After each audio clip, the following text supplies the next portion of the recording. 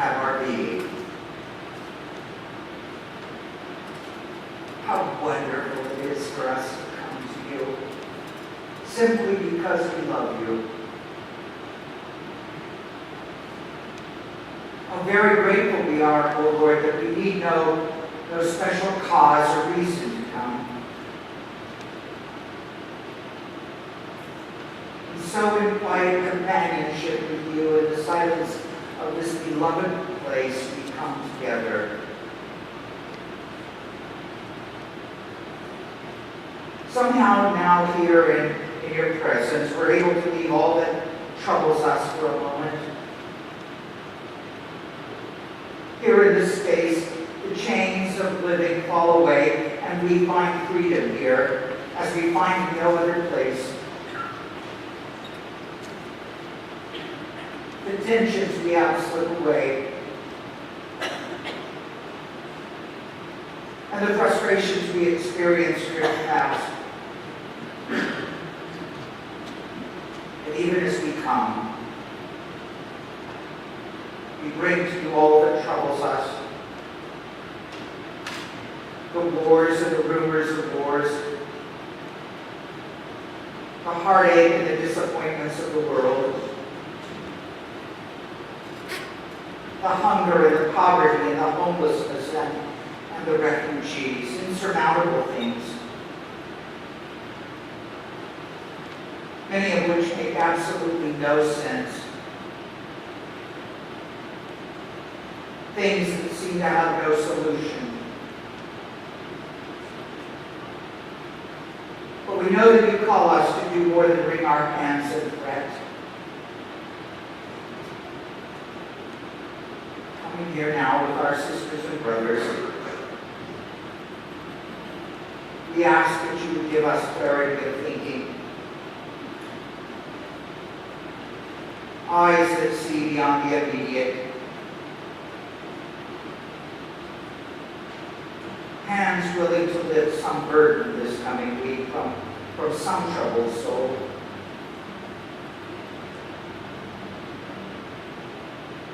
We know that you have placed us in positions that are unique to us.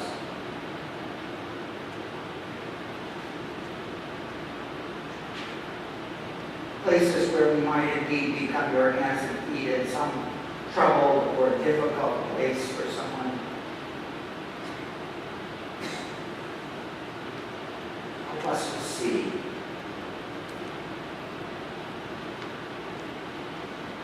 If there is at least one someone in our lives who needs us, what we've experienced of your grace and power.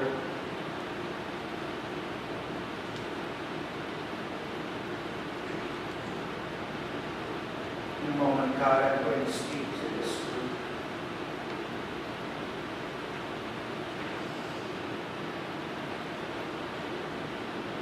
May what I say here not be my thoughts or my words alone, but my faith. By your grace and power become your living word to us.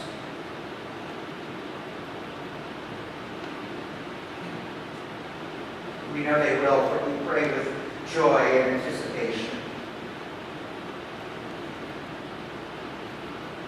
And with this simple prayer, come, Lord Jesus, come. And fill us with your Holy Spirit.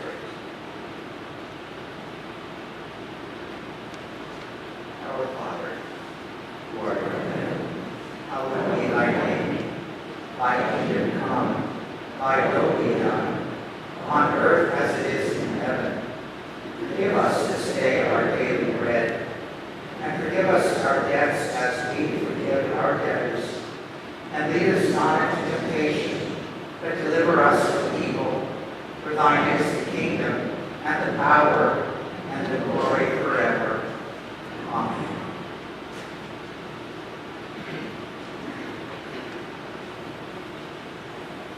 The problems we face in this new year are absolutely staggering and overpowering, so staggering that we're not even certain how to respond. As you and I awoke this morning on this glorious, sun-filled day, well-fed, well-clothed, well-housed, all comfortable and tidy, it's difficult for us to even fathom that in this wonderful land in which we live, there are 100,000 children under the age of 12 who are waking this morning in cheap hotels or in back alleys or on city streets or in bus stations, wherever they've been able to find some shelter. Every one of the 365 days of the year, holidays included, there are more than 100,000 children under the age of 12 who are homeless in this country, the richest country on earth.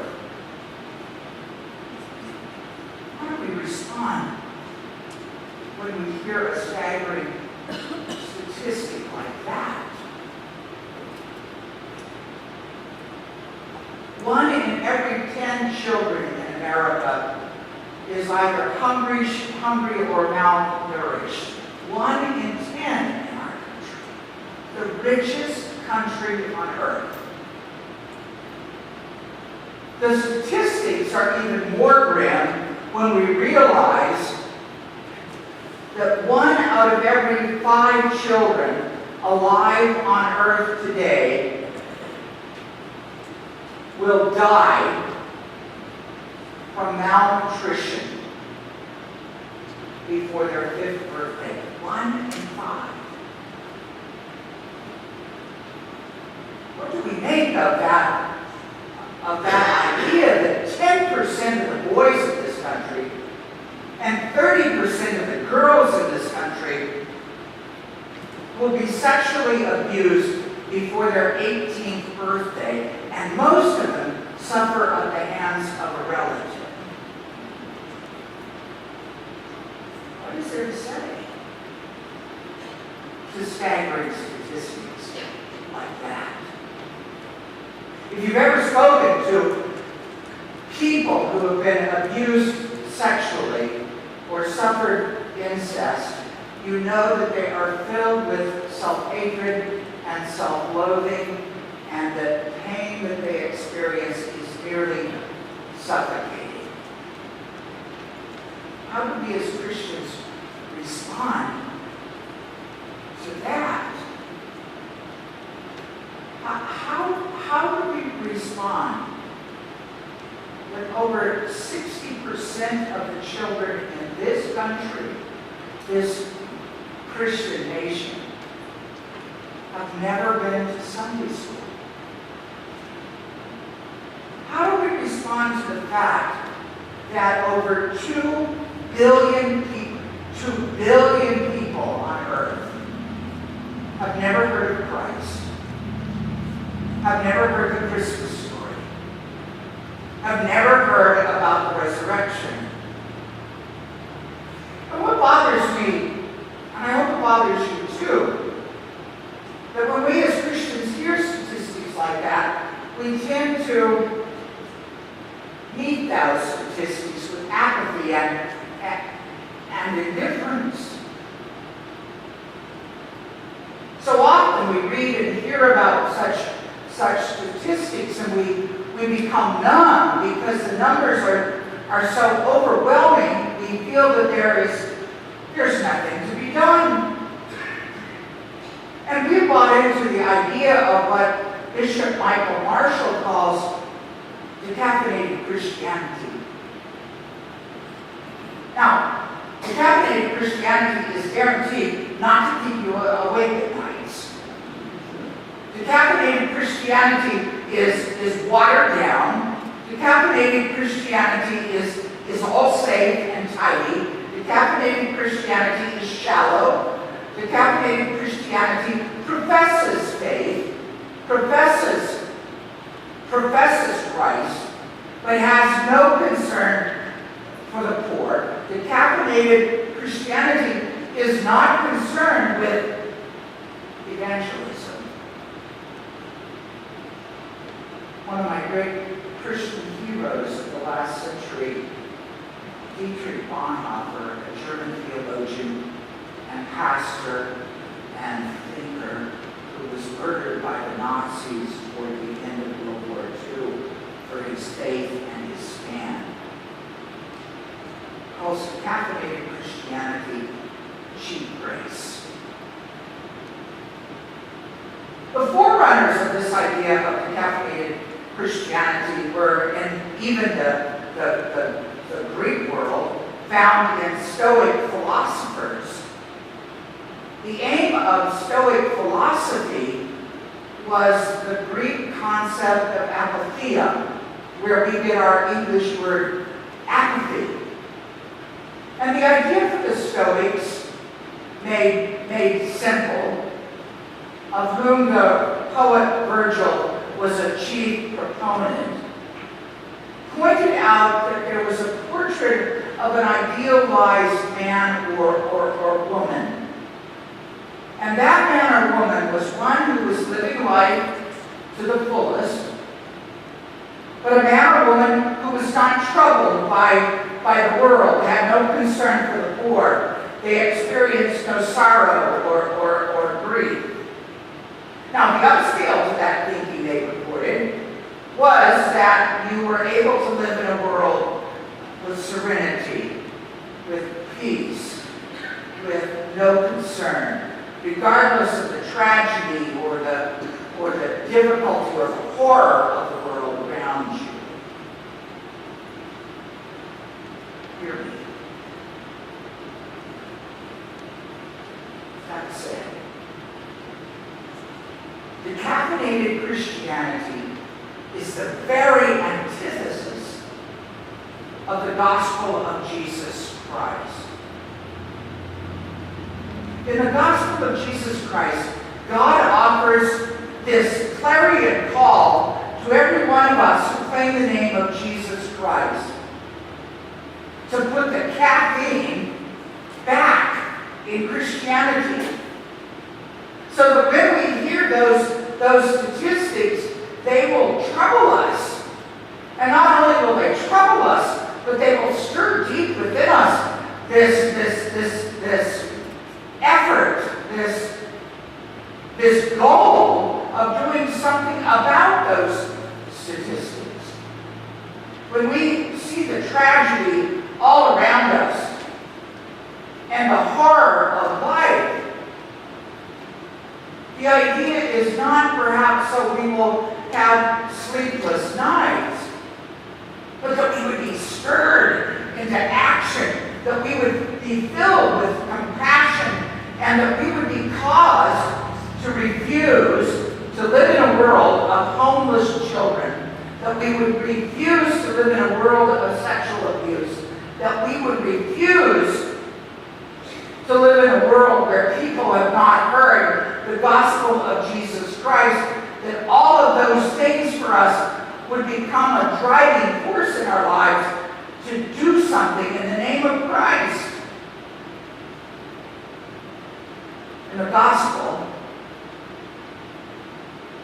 Jesus Christ sends out this clarion call for us to put the caffeine back in Christianity through our evangelism, to put the caffeine in Christianity into our concern for missions, to put the caffeine of Christianity back into the way in which we live our lives with concern for those around us who are less fortunate than ourselves.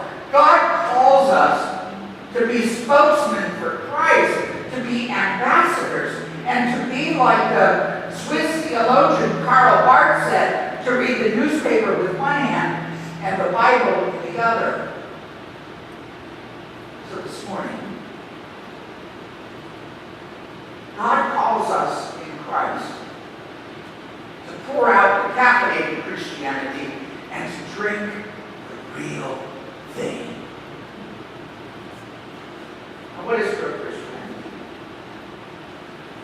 Well, as you might suspect, I can say that real Christianity is three things. The first is that real Christianity believes that Jesus Christ is the Savior of the world.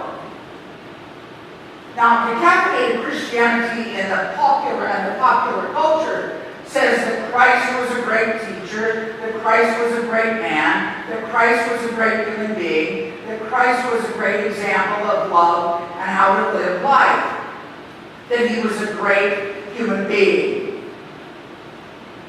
But you see, real Christianity says that Jesus Christ is the Savior of the world. And that is radical in the day and culture in which we find ourselves. That is radical thinking to believe that this Galilean carpenter that we sang about just a moment ago is really the God of the universe in flesh and blood. That's radical stuff. The divinity of Christ is a radical claim. Most people in the world do not believe that. Some years ago, there was an agnostic man who was living in a neighborhood near a church. And this agnostic man would become terribly, terribly upset because of all the loud singing and the preaching and the amens that was coming out of the church. Right there, you know they weren't Presbyterian. And so he got a petition, and he was taking it around to his neighborhood to make the city come down on that church and make them be more respectful and quiet. Finally, he came to the home of a Jewish family, and he thought for sure that any good Jew in that household would sign his petition. So he went and knocked on the door and said to the man, explained to the man what he was doing there and why he was doing it. And the Jewish man said, I would never sign that petition. And our friend, the agnostic, thought, oh boy, this guy's going to sign it. He said, I would never sign that petition. And he said, let me why. I hear the singing and preaching and all that excitement. And if I believed what they believe, I would be even louder. Because they believe that the Messiah has come, that the Savior of the world has come. I would be louder than they were. Second thing that real Christianity is, and hear me carefully here, it's not chiefly a religion of doctrine and of rules and of beliefs. Real Christianity is a living relationship with Christ. That we live out our relationship with Christ every day. That in Christ we have found pardon for our past, power for the present, and promise for the future. On the last day of my service at the church in Dallas, I went back to the office, and it had been an exhausting morning. Emotionally, I was drained. And there, covering my chair, were notes and Post-its and all kinds of things there. And as I went through them, one thing I found on the seat of that chair was an extension cord all rolled up. And on that cord, I didn't know what to make of that cord. I thought perhaps I had left it somewhere, or that it belonged to somebody at the church office or something, and people were just... But I found instead a note. And it said, Jack, this extension cord belongs to you. Because I always will remember that the day I came to talk to you about my faith, you gave me this extension cord, saying that I needed to make a connection with Jesus Christ. And then the note read, I'm returning this to you because someone might need that. Someone might need that. So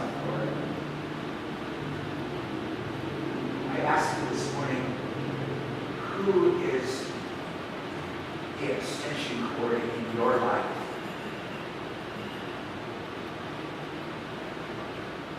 The third thing, real Christianity is being an ambassador for Jesus. An ambassador for Christ where you live, where you study, where you play, where you work, where you serve.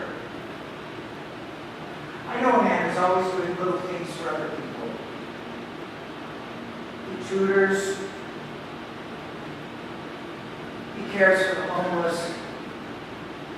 He visits shut-ins. And once we were having a conversation and I asked, why do you do those things? And he said, well, Jack, let me tell you, my most vivid memory of my life with my father when I was a little boy was that there had been a big storm in our town the night before, and we were driving along. And the streets were filled with limbs and twigs and leaves and all kinds of things. And I remember coming to one particularly big limb in the middle of the road, and my father very carefully driving around it. And as we went around it, I said, you know, Dad, someone ought to do something about that. And he pulled the car over to the side of the road and he said, guess what, Jimmy? You're someone. And we got out and we moved that big limb, tugged and we stressed and we finally got it out of the road. You read in our newspapers, unfortunately, how this program is being cut, or how this important project for the homeless is being turned away, how this project for children or for schools or so many other important things are being done away with. And decaffeinated Christianity wrings its hands and says, oh, that's awful, somebody ought to be doing something about it. Well, I'm here to tell you, you and I are somebody.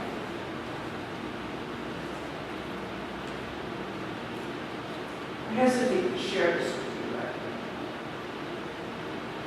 as you all know, this Christmas we did a wonderful thing. Members and friends of this congregation contributed 30 angels to our angel tree. 30.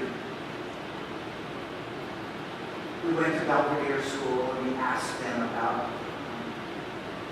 the children who wouldn't have otherwise had Christmas, and they gave us the names. Remember that? But one day, the counselor there had promised that she would send me an email about the names and what these children wanted. And I drove over there because I happened to see that somehow it got messed around with or something. I don't know. My computer skills, I suppose. And it was one of those cold days we had at the beginning of December. And she took me back to her, it's not really an office, it's a classroom where she meets with children and counsel them. And I said, how is it going? And she said, this is an awful day. And I said, why? And she said, 10 of our children came to school today without coats.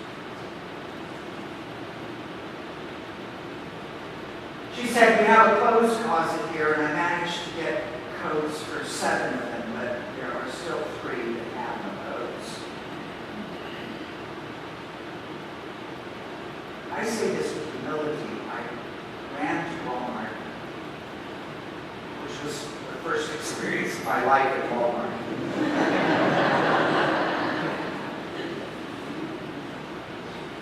That sounded so snobby. I'm sorry.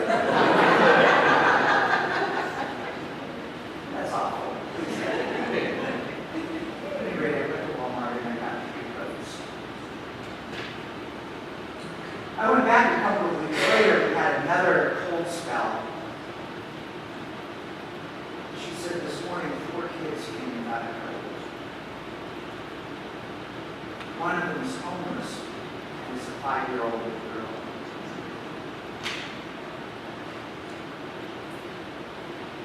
Just at Belvedere, you know where that school is over there? on Parker. Just over there, a mile from our church, a mile and a half at the most. Children there without coats. Now we can get into a whole big discussion about why those children aren't clothed and what's wrong with their parents and why are they homeless. And we can get into a whole big discussion about that, but that does us no good. There are children there without coats. So let me tell you something. If you're looking for something to do, go to Belvedere School, okay?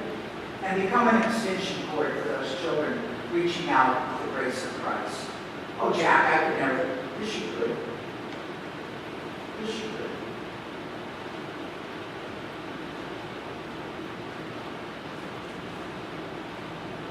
You're called. And please forgive me for sharing that with you, because it makes me sound like, oh, Mr. Wonderful, and that's not the point. That ought to be common for me. I should be going past there every day to ask the counselor, do you need anything? And we've done some wonderful things for the people in that school. I'm here to tell you, we provided Thanksgiving dinners, all the trimmings to people in that school. We've given backpacks and supplies to children in that school. But did you hear the lesson this morning read so beautifully for us in the Old Testament? The poor among you will never cease. There's always something more to be done. Decaffeinated Christianity stands off to the side, looks at the size of the limbs and says, oh, someone ought to be doing something about that. Someone ought to be doing something about hunger. Somebody ought to be doing about the limb of poverty.